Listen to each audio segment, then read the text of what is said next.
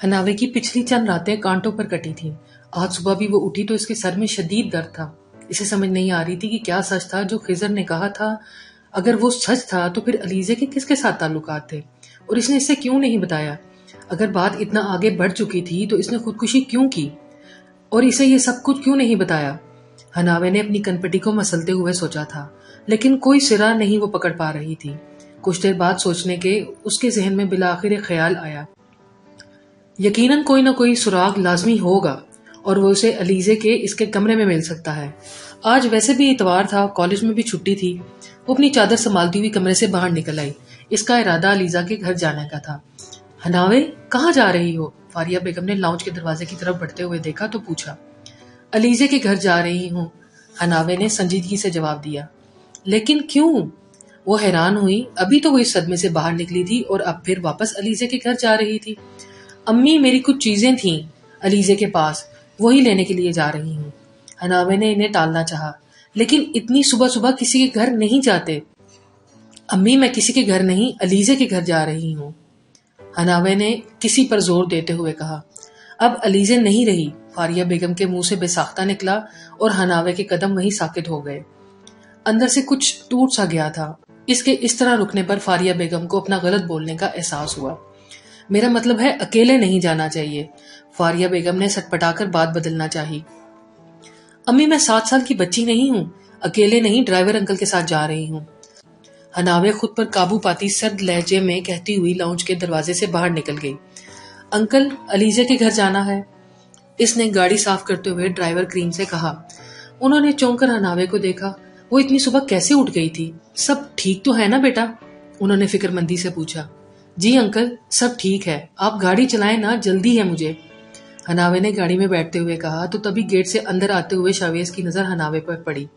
वो जॉगिंग से वापस आया था और सुबह के 6 बजे हनावे को गाड़ी में बैठा देखकर इसे एकदम झटका सा लगा। कहाँ जा रही हो? शावेज ने सख्त लहजे में ड्राइवर से पूछा। बेचारे करीम शावेज की आवाज सुनते साथ ही सांस खुश्क किए हुए बैठे हुए थे। वो जी अलीजे बीबी के घर जा रहे थे, हनावे बेटी को कोई काम था, बावर्दी करीम ने धड़कते दिल के साथ उसे बताया। पूरे राना हाउस में वो सबसे ज्यादा शावेज से डरता था।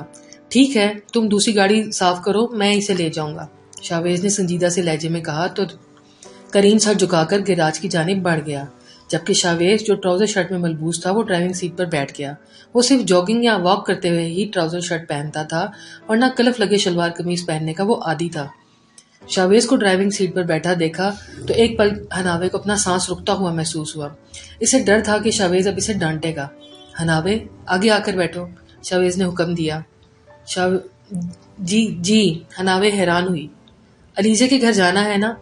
जी, हनावे ने जोर जोर से सर को अस्पात में हिलाते हुए कहा।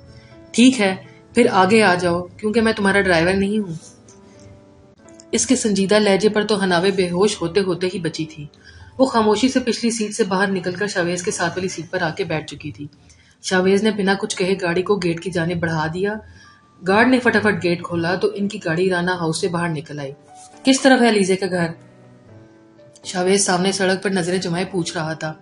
हनावे ने अटकते हुए अलीजे के घर का पता बताया। शावेज ने गाड़ी का रुख मतलूबा टाउन जाने वाली रास्ते की तरफ मोड़ दिया।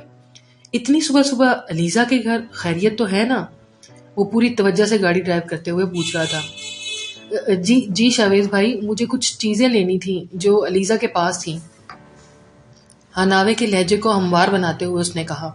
वो जानती थी कि खिजर की तरह शावेज को भी बेवकूफ बनाना आसान नहीं था। शावेज ने सर हिलाने पर इक्तफा किया। वो जानता था हनावे पूरी पागल थी, लेकिन आजकल तो इसका दिमाग वैसे ही ठिकाने पर नहीं था। इसीलिए तो वो इसे ड्राइवर के साथ भेजने का रिस्क नहीं लेना चाहता था, बल्कि इसकी जगह राना हाउस की किसी भी लड़की होती तो वो ऐसा ही करता। बाकी सारा रास्ता खामोशी से कटा। अलीजा के घर के गेट के सामने गाड़ी रुकी तो हनावे जल्दी से नीचे उतरी। जल्दी आना, शावेज ने तलकीन की और हनावे जी अच्छा कहकर गेट की जानिब बढ़ गई।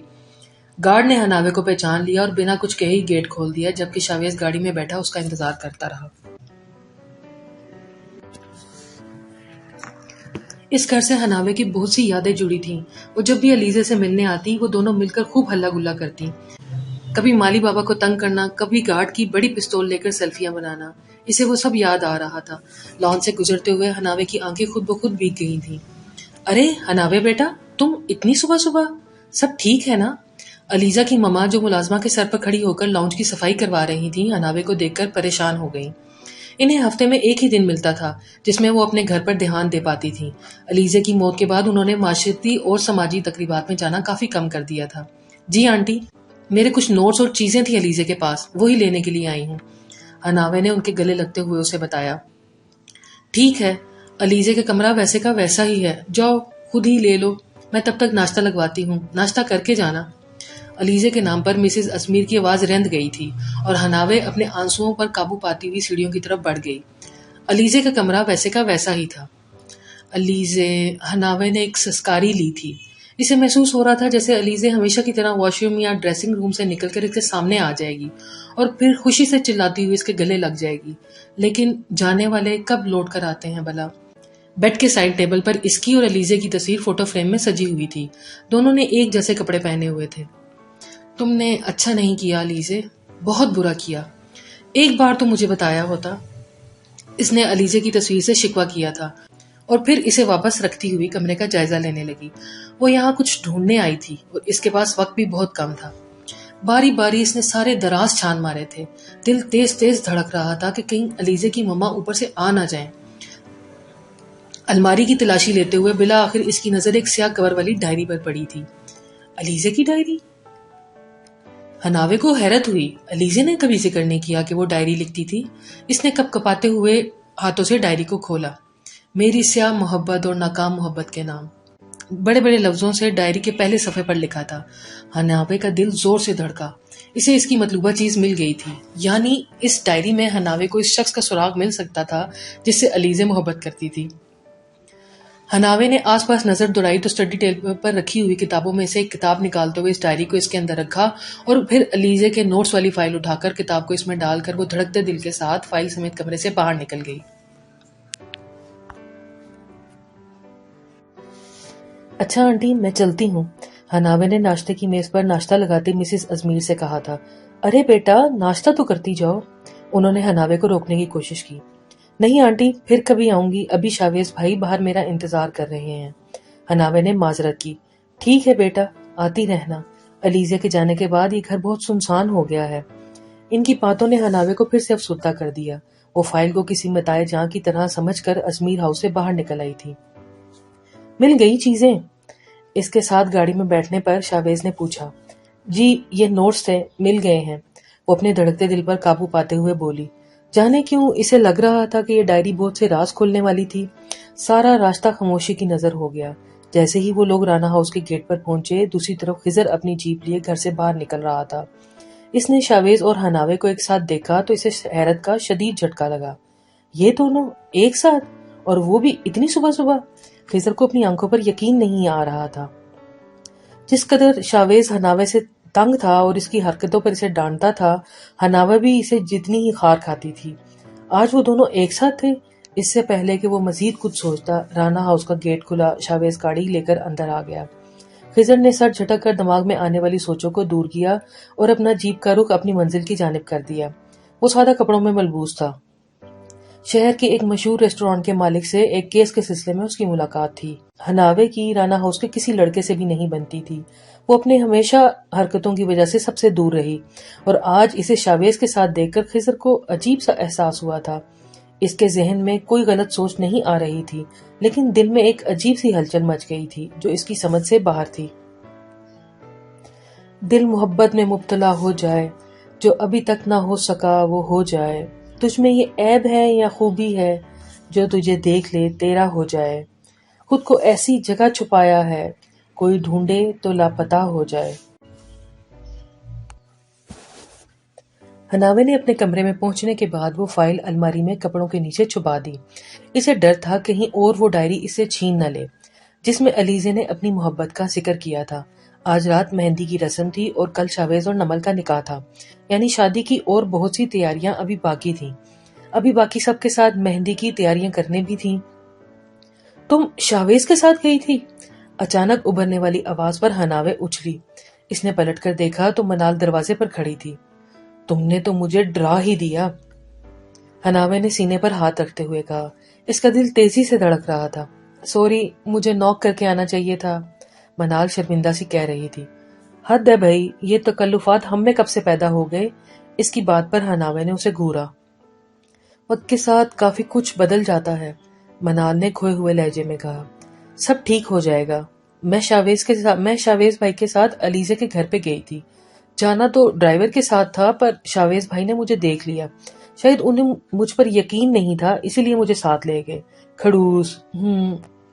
ایک پل کے لیے منال کو وہ پرانے والی حناوے لگی، البتہ اس کی بات سن کر منال کا اٹکا ہوا سانس بحال ہوا۔ جانے کیوں اپنے محبوب کو کسی اور کے سنگ دیکھ کر دل جلنے لگتا ہے، اور ایسا ہی حال منال کا تھا۔ ایک دن بعد ہمیشہ کے لیے کسی اور کا وہ ہونے والا تھا، اور یہ خیال اندر سے آری کی طرح کاٹ رہا تھا۔ منال، کیا ہوا؟ اسے ساکت کھڑے دیکھ کر حناوے نے پوچھا۔ نہیں کچھ نہیں، میں بس تمہیں بلانے آئی تھی، نیچے آ جاؤ، ناشتہ کرنے کے بعد مہندی کی کچھ تیاریاں کرنی ہیں، چچی بلا رہی ہیں تمہیں۔ منال اسے پیغام دیتی ہوئی واپس پلٹ گئی اور حناوے نے ایک گہرا سانس اندر کو کھینچا۔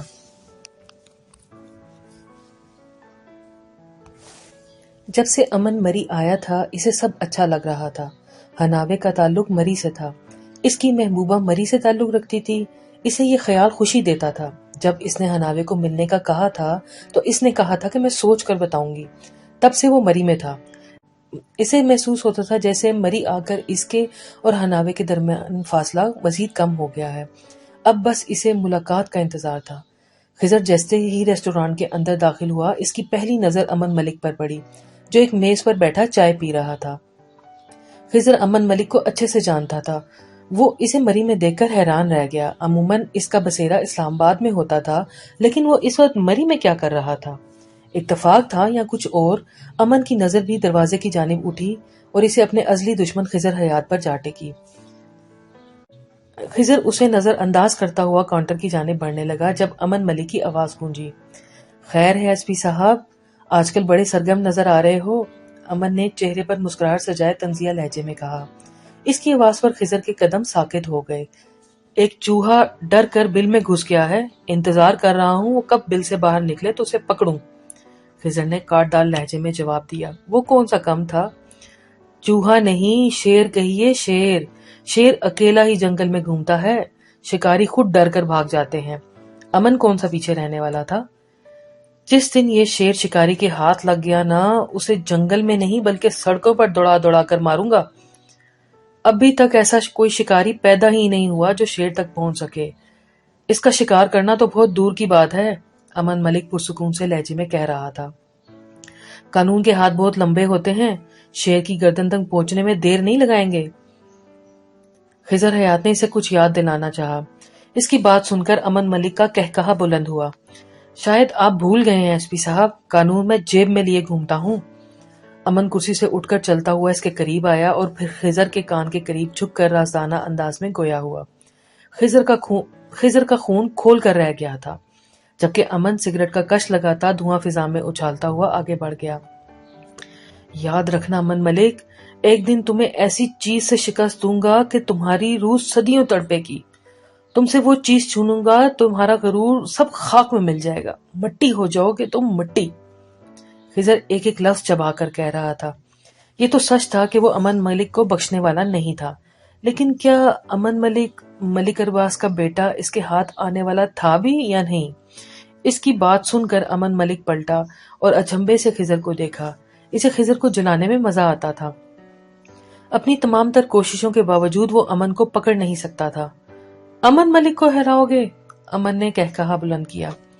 دیکھتے ہیں۔ وہ پینٹ کی جیب میں ہاتھ اڑستا ایک آنکھ دبا کر ریسٹورانٹ سے باہر نکل چکا تھا اور پیچھے خضر مٹھیاں جھیم کر رہ گیا تھا۔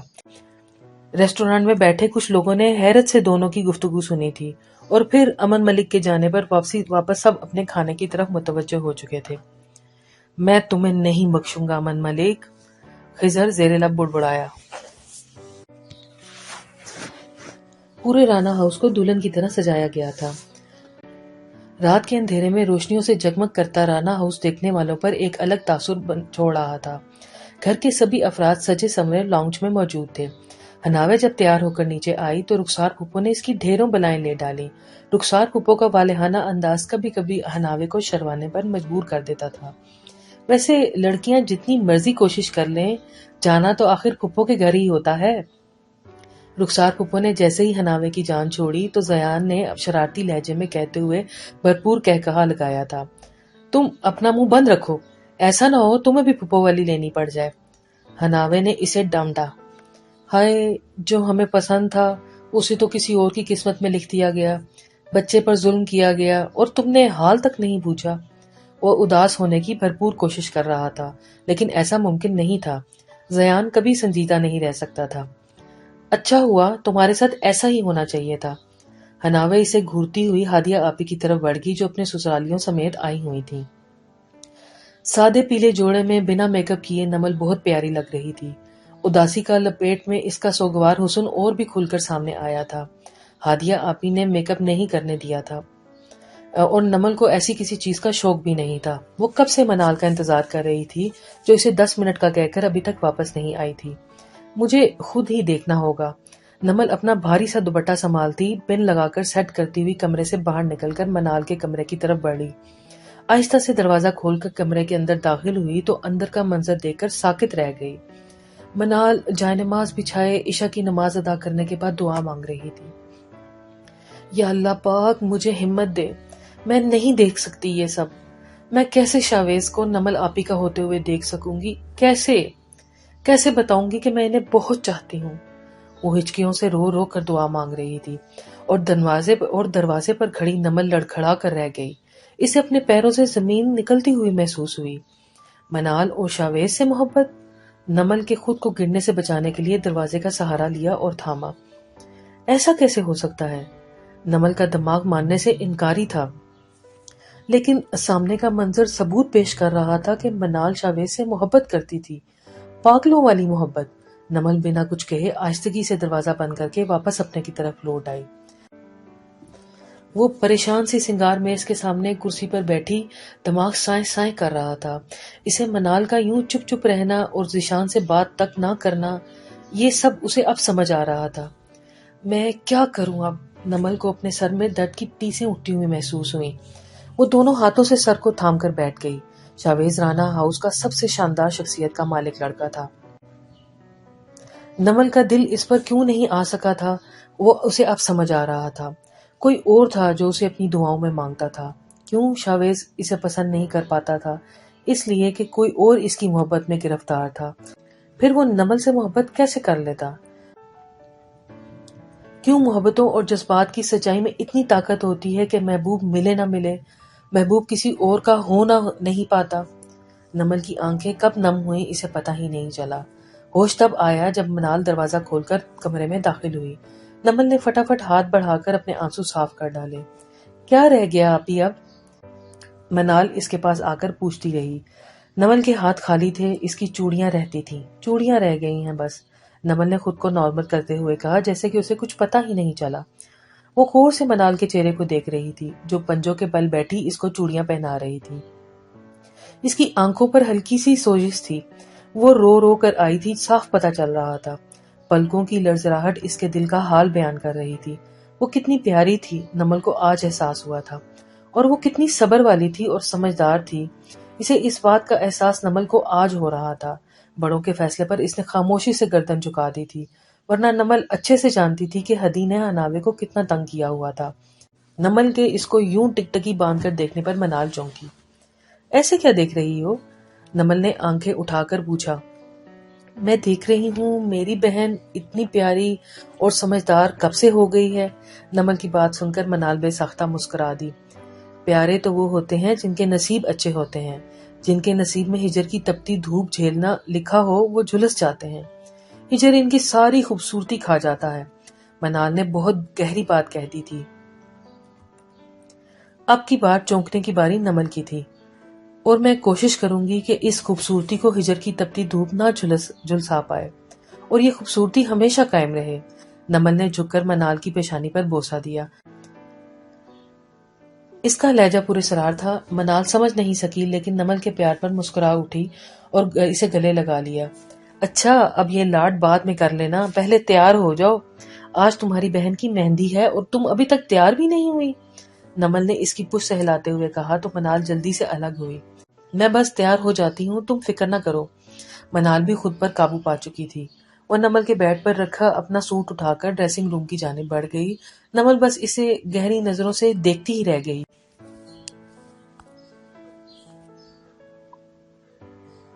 مجھ سے یہ سب نہیں ہو سکتا، میں نہیں کر سکتا، شاویز نے صاف انکار کیا تھا۔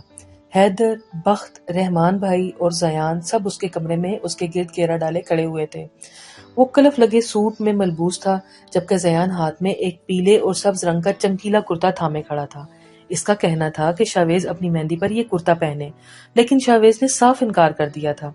اسے اس طرح کے کپڑے پہننے کا کوئی شوق نہیں تھا۔ اس کے اندر وڈیروں کا خون تھا اور وہی اس کی شخصیت میں چلکتا تھا۔ اس پر وڈیروں جیسا روپ ہی جچتا تھا، جبکہ وہ سب اسے کول لڑکا بنانے پر تلے ہوئے تھے۔ کیوں بھائی، کیا برائی ہے اس میں؟ بخت نے کرتا تھامتے ہوئے پوچھا۔ یہ بہت جچے گا تم پر شاویز، یقین کرو، اور یہ زیادہ اوور بھی نہیں ہے جس سے کہ تم عجیب لگو گے۔ حیدر نے بھی اپنا فریضہ سر انجام دے دیا۔ شاویز ان کی باتوں سے تنگ آ گیا تھا۔ یار تم لوگ اچھی طرح جانتے ہو کہ میں ایسے کپڑے نہیں پہنتا، پھر کیوں ضد کر رہے ہو؟ شاویز نے کوف سے کہا۔ پہن لے بھائی، نہیں تو شادی کے بعد بیگم جینے نہیں دیتی۔ مہندی پر وہ زیادہ خوبصورت لگ رہی تھی۔ رحمان بھائی نے اپنی شادی شدہ ہونے کا تجربہ شیئر کیا۔ ان کی بات سن کر وہ چاروں بے ساختہ مسکرا دیے۔ لو بھائی، نمل رحمان بھائی کی بہن ہے، پھر بھی وہ تمہاری طرفداری کر رہے ہیں اور تمہیں سمجھا رہے ہیں، انہیں زیادہ تجربہ ہے، اب تو پہن لو۔ بخت نے شاویز کے کندھے پر ہاتھ رکھتے ہوئے اسے چھیڑا۔ بے شک نمل میری بہن ہے، پھر بھی بیگم تو بیگم ہوتی ہے، اور نمل نے بھی تو بیگم ہی بننا ہے نا، اور بیگم کیا چیز ہوتی ہے وہ میں تم لوگوں سے زیادہ بہتر جانتا ہوں۔ رحمان بھائی نے بیچارگی سے کہا۔ ان کی بات پر شاویز کے علاوہ سب کا کہکہا ابھرا تھا۔ شاویز ہار مانتے ہوئے زیان کے ہاتھ سے کرتا لے کر اسے پہننے چلا گیا۔ یس، آج تو شاویز کے بچے کا روح بھی بدل دینا ہے۔ اس کے جانے کے بعد زیان خوشی سے اچھلا۔ بس بس، زیادہ اچھلنے کی ضرورت نہیں ہے، ابھی وہ باہر نکل آیا اور تمہاری بات سن لی تو تمہارا سانس اٹک جانا ہے۔ بخت نے زیان کے کندھے پر ہاتھ رکھتے ہوئے اسے یاد دلایا کہ وہ شاویز تھا۔ آج بے شک اس کی مہندی کی رسم تھی، لیکن وہ بدلائے تھوڑی تھا۔ خوش نہ ہونے دینا مجھے، زیان نے منہ بسوڑتے ہوئے کہا، کیونکہ اکثر کسی نہ کسی بات پر شاویز سے اس کی کلاس لگتی ہی رہتی تھی۔ شاویز اور نمل ایک ساتھ بیٹھے ہوئے بہت اچھے لگ رہے تھے۔ گھر کے بڑے بزرگ سبھی بہت خوش تھے، لیکن نہ تو نمل خوش تھی اور نہ ہی شاویز۔ ان کو اس میں کوئی بھی دلچسپی معلوم نہیں ہو رہی تھی۔ اس خوبصورت سے کرتے میں اس کی شخصیت اور بھی نکھر آئی تھی۔ منال ان دونوں کو کچھ فاصلے پر بیٹھی دیکھ رہی تھی۔ اس نے کتنی ہی بار چور نظروں سے شاویز کو دیکھا تھا، جو آج بھی سیدھا اس کے دل میں اتر رہا تھا۔ زیان تصویریں بنا رہا تھا۔ اس کے کہنے پر دونوں کو زبردستی مسکرانا پڑتا تھا۔ نمل اچھے سے جانتی تھی کہ منال کے دل پر کیا گزر رہی ہے، کشمکش میں شکار تھی۔ ایک طرف سب کا اس پر مان تھا، اس کی بڑوں کی نظر میں جو عزت تھی وہ اسے اس کی پرواہ تھی، جبکہ دوسری طرف منال کا دن تھا۔ وہ نازک سی لکڑی آگ سے کھیل رہی تھی اور اکیلے ہی جھلس رہی تھی۔ منال اسمائل! اچانک زیان کی آواز ابھری۔ منال بری طرح چونکی۔ اس نے سر جھکا کر اپنی آنکھ کا نم گوشہ صاف کیا۔ فلیش لائٹ اس پر پڑی تو آنسو صاف کرتی ہوئی منال تصویر میں قید ہو کر رہ گئی۔ وہ شاویز کو دیکھنے میں اتنی مگن تھی کہ زیان اس کے سر پر کب پہنچا اسے پتہ ہی نہیں چلا۔ ارے کیا تم رو رہی ہو؟ زیان حیران ہوا۔ نہیں نہیں، بس ایسے ہی، منال سے بات نہیں بن پائی۔ زیان نے اس کی نظروں کے زاویے میں سٹیج پر بیٹھے نمل اور شاویز کو دیکھا۔ اچھا، نمل آپی کو دیکھ کر رو رہی ہو؟ خیر ہے یار، وہ کون سا دور جا رہی ہے، اسی گھر میں ہی رہیں گی، زیان نے اسی تسلی دینے والے لہجے میں کہا۔ ہاں ہاں جانتی ہوں، وہ نم آنکھوں سے مسکرا دی۔ اچھا سنو، وہ آفت کہاں ہے؟ زیان نے لان میں رکھی کرسیوں پر نظر دوڑاتے ہوئے پوچھا۔ اسے حناوے نظر نہیں آ رہی تھی، باقی سب موجود تھے۔ ہدی اور سماب ایک جانب بیٹھی تھیں، بڑے بزرگوں کا ایک گروہ ایک جانب بیٹھا تھا، لڑکے سبھی ایک جانب تھے، لیکن حناوے کہیں بھی نظر نہیں آ رہی تھی۔ میں دیکھتی ہوں اسے، منال نے اپنی جگہ سے اٹھتے ہوئے کہا۔ وہ زیان سے جان چھڑانا چاہتی تھی۔ اتنا اچھا ڈریس تھا، میرا بیڑا غرق کر دیا، حناوے بڑبڑاتی ہوئی لان کی طرف بڑھ رہی تھی۔ اس کے پہلے کپڑوں پر امن نے جوس گرا دیا تھا۔ اب وہ تبدیل کر کر واپس آئی تھی۔ تم کہاں تھی ہناوے؟ سب تمہیں ڈھونڈ رہے ہیں، منال نے ہناوے کے پاس جا کر کہا۔ ہاں وہ میں ادھر ہی تھی، ہناوے نے بے دہانی میں جواب دیا۔ جب سر اٹھایا تو سامنے ہی نظر حیدر اور بخت کے درمیان خضر پر پڑی، جو اسے ہی دیکھ رہا تھا۔ نظر ملنے پر وہ گڑبڑا کر چہرے کا رخ موڑ گیا تھا۔ آج سب ہی بہترین لگ رہے تھے۔ کچھ دیر بعد مہندی کی رسم شروع ہو گئی تھی۔ شاویز اٹھ کر چلا گیا، جبکہ گھر کی عورتیں اب نمل کے گرد گھیرا ڈالے رسمیں کرنے میں مصروف تھیں۔ یہ رشوت خور آج کل مجھے کچھ مشکوک لگ رہا ہے۔ خضر بخت کی کسی بات پر کہکہا لگا کر ہنسا۔ اس کے ہنسنے پر ہناوے کو حیرت ہوئی تھی۔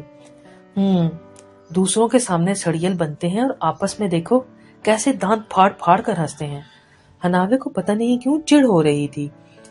خضر، حیدر، بخت، زیان، رحمان بھائی اور کاشف، ہدی کی بڑی بہن ہادیہ آپی کے شوہر سبھی خوش گپیوں میں مصروف تھے۔ البتہ شاویز خاموش تھا، کبھی کبھی مسکرا دیتا تھا، وہ بھی زبردستی۔ خضر، اچھا لگ رہا ہے نا؟ ہناوے کو اپنے پیچھے سے آواز سنائی دی۔ اس نے پلٹ کر دیکھا تو ہدی چمکتی آنکھوں سے سب کے جھرمٹ میں بیٹھے خضر کو دیکھ رہی تھی۔ جی نہیں، بخت سب سے پیارا لگ رہا ہے، ہناوے نے جواب دیا۔ وہ تمہارا بھائی ہے، اسی لیے ہی کہہ رہی ہو، ہدی ہنس دی۔ اور وہ تمہارا ہونے والا منگیتر بھی ہے، ہناوے نے جیسے یاد دلایا۔ ہدی کی پیشانی پر لکیریں ابھری۔ کوئی کتنا ہی شاندار کیوں نہ ہو، ہمیں اپنی محبت کے سامنے ہیج ہی لگتا ہے۔ ایسا کبھی نہیں ہوگا، ہدی نے چڑھ کر کہا۔ دیکھو ہدی، بخت بھائی بہت اچھے ہیں، ان کا دل مت توڑنا، ہناوے نے بخت کی طرف دیکھتے ہوئے کہا، جو اس کے لیے بہت اہم تھا۔ اور میرا دل، اس کی کوئی پرواہ نہیں ہے تمہیں؟ ہدی کی آواز رند کر رہ گئی۔ مجھے پرواہ ہے، لیکن میں کیا کر سکتی ہوں؟ ہناوے نے بے بسی سے پوچھا۔ تم سب کر سکتی ہو اگر چاہو تو، ہدی نے پراسرار سے لہجے میں کہا۔ ہناوے نے چونک کر اسے دیکھا۔ رخسار پھپھو تم سے بہت پیار کرتی ہے نا، تم انہیں اعتماد میں لے کر کہہ سکتی ہو، ہدی نے ڈھکے چھپے لفظوں میں اسے بڑا کام کرنے کو کہہ دیا۔ ہناوے حیرت سے ہدی کو دیکھ رہی تھی، جو کسی صورت خضر سے پیچھے ہٹنے کو تیار ہی نہیں۔